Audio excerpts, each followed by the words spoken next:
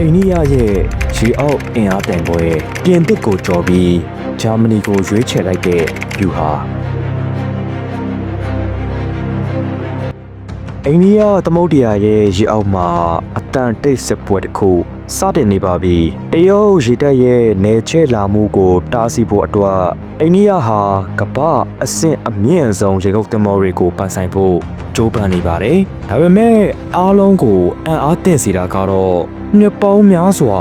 လက်တွဲလာတဲ့ပြင်သစ်ရဲ့နည်းပညာကိုကျော်လွန်ပြီးဂျာမနီရဲ့ဒီဇိုင်းကိုပြောင်းလဲရေးထွေလိုက်တာပဲဖြစ်ပါတယ်ဒါဟာအိန္ဒိယရေတပ်အတွက်ဘလို့အလှည့်အပြောင်းဖြစ်လာမလဲဂျာမနီရဲ့ရေငုပ်သင်္ဘောတွေမှာဘလို့လှုပ်ဝက်လက်နက်တွေပါဝင်နေလို့လဲဒီနေ့မှာတော့အိန္ဒိယရဲ့ Project 75I ရဲ့နောက်ဆုံးရအခြေအနေတွေကိုအသေးစိတ်သုံးသပ်တင်ပြပေးသွားမှာဖြစ်ပါတယ်ပြင်သစ်ရဲ့ဆူဖရန်ကိုဘာကြောင့်ညှင်းပယ်ခဲ့တာလဲ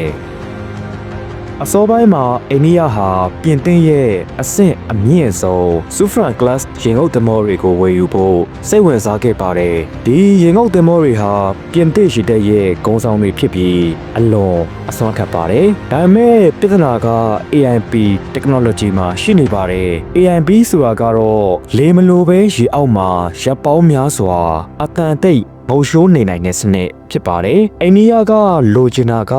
ဒီဇယ်စွမ်းအင်သုံးရေငုပ်သင်္ဘောမှာဒီ AIP စနစ်ကိုအကောင်ဆုံးတက်ဆင်ထားဖို့ပါပြင်သစ်ရဲ့နည်းပညာကအဆင့်မြင့်ပေမဲ့ဂျာမနီရဲ့ AIP စနစ်လောက်ကမ္ဘာအဆင့်မြင့်ပြင်မှာလက်တွေ့စမ်းသပ်မှုမရှိသေးတာကြောင့်အိန္ဒိယကနောက်ဆုံးမိနစ်မှာ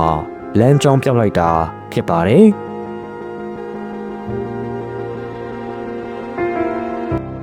ဂျာမနီရဲ့ Type 214နဲ့တော်လှန်ရေးတဲ့အခု2026မှာအိန္ဒိယဟာဂျာမနီရဲ့ TKMS ကုမ္ပဏီထုတ် Type 214 ဒီဇိုင်းကိုရွေးချယ်ဖို့အလွန်နီးစပ်သွားပါပြီဂျာမနီရဲ့ရေငုပ်သင်္ဘောတွေဟာကမ္ဘာမှာအတန်အတိတ်ဆုံးလို့နာမည်ကြီးပါတယ်အထူးသဖြင့်သူတို့ရဲ့ Fuel Cell အခြေခံ AIP စနစ်ဟာရေအောက်မှာရက်တစ်ပတ်3ပတ်ထက်မနည်းရေပေါ်တက်စရာမလိုပဲငုံရှိုးနေနိုင်ပါတယ်ဒါဟာအိန္ဒိယသမုဒ္ဒရာတွေကိုခိုးဝင်လာမဲ့တရုတ်သင်္ဘောတွေကိုမတိမတာချောင်းမြောင်းတိုက်ခိုက်ဖို့အတွက်အကောင်းဆုံးဗျူဟာမြောက်အသားစီးရမှုတစ်ခုဖြစ်လာမှာပါ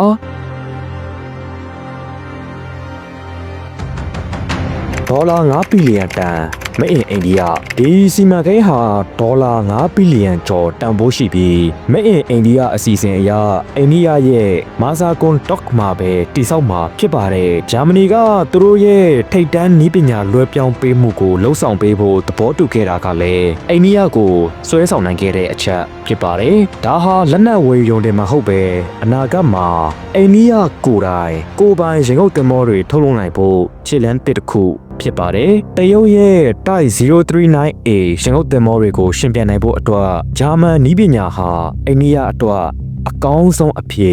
ဖြစ်လာခဲ့ပါတယ်ညီကုန်းနဲ့သုံးသက်ချက်အချုပ်အားဖြင့်ဆိုရရင်အိန္ဒိယရဲ့ရွေးချယ်မှုဟာပထဝီနိုင်ငံရေးအရာအလွန်အရေးကြီးပါတယ်ပြင်သစ်နဲ့မဟာမိတ်ပြတ်သွားတာမဟုတ်ပေမဲ့လက်တွေ့ကျတဲ့စီးလိုအပ်ချက်အရာဂျာမနီကိုရွေးချယ်လိုက်တာဟာအိန္ဒိယရေတပ်ကိုရေအောက်မှာတိတ်ဆိတ်တဲ့လူတက်သမားအဖြစ်အသွင်ပြောင်းမိတော့မှာပါ2026ရဲ့ဒီစီးရဲ့အလှည့်အပြောင်းကအာရှဒေသရဲ့လုံခြုံရေးကိုဘယ်လိုပြောင်းလဲစေမလဲဆိုတာကိုဆက်လက်စောင့်ကြည့်ရမှာဖြစ်ပါတယ်မိတ်ဆွေတို့ကဘယ်လိုထင်ပါသလဲပြင်သစ်ထက်ဂျာမနီကိုရွေးလိုက်တဲ့အိန္ဒိယရဲ့ဆုံးဖြတ်ချက်ကမှန်ကန်ရဲ့လားကောမန့်မှာဝင်ရောက်ဆွေးနွေးပေးကြပါဦးခင်ဗျာ